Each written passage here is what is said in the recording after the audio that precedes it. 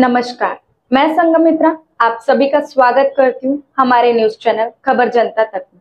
अफवाह नहीं हकीकत बयां करते हैं हम। आइए देखते हैं आज की खास खबर। 20 मेला पार पडली। आता प्रतीक्षा आहे ती 4 जूनच्या निकालाची।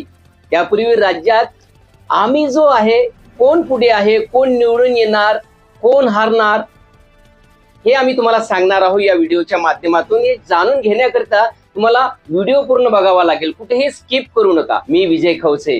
महाराष्ट्रातील एक अंदाज आम्ही तुम्हाला सांगतो आहे। सुरुवातीला विदर्भातील जाणून घेऊया 10 जागेवर कोण निवडून येणार आहे, कोणत्या सीटवर कोण बाजी मारणार आहे। तुम्हाला यांच्याकडे एक आपण नजर टाकूया। काँग्रेसला या ठिकाणी 5 जागा मिळण्याची शक्यता आहे, तर उद्धव ठाकरे यांना 2 जागा मिळतील, तर राष्ट्रवादी शरद पवार गटाला 1 जागा मिळण्याची शक्यता आहे, तर भारतीय जनता पार्टीला 2 जागा मिळवता येईल। त्या कोण कोण बाजी मारणार आहे ते सुद्धा आपण बघूया। अकोल्यामधून डॉक्टर अभय पाटील हे काँग्रेसचे, अमरावतीमधून बळवंत वानखडे, रामटेकमधून श्याम बर्वे, चंद्रपूरमधून प्रतिभा धानोरकर, गडचिरोलीमधून नामदेव किरसान, वर्धामधून अमर काळे हे शरद पवार गटाचे विजय होणार आहे। तर उद्धव ठाकरे गटाचे वाशिम यवतमाळमधून संजय देशमुख, बुलढाण्यामधून नरेंद्र खेडकर, तर भाजपचे जे उमेदवार आहे विदर्भातील ते एकमेव जे दिग्गज उमेदवार आहे नितीन गडकरी हे बाजी मारतील। आणि भंडारा गोंदिया जिल्हा लोकसभा जो सीट आहे तिथून जे आहे सुनील मेंढे हे निवडून येण्याची शक्यता आहे। एकंदरीतच विदर्भामध्ये जे पहिल्या आणि दुसऱ्या टप्प्यामध्ये जे निवडणूक झाली ही फारच चुरशीची निवडणूक झालेली आहे।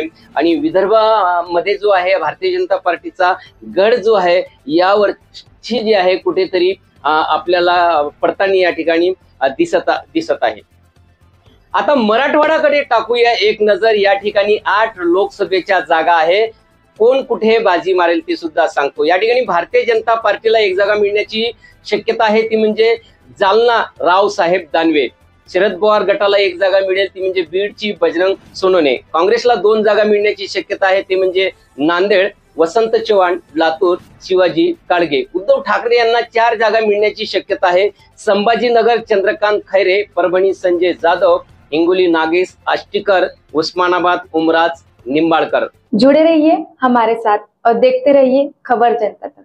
अफवाह नहीं हकीकत से रूबरू कराते हैं। लाइक सब्सक्राइब अवश्य करें। धन्यवाद।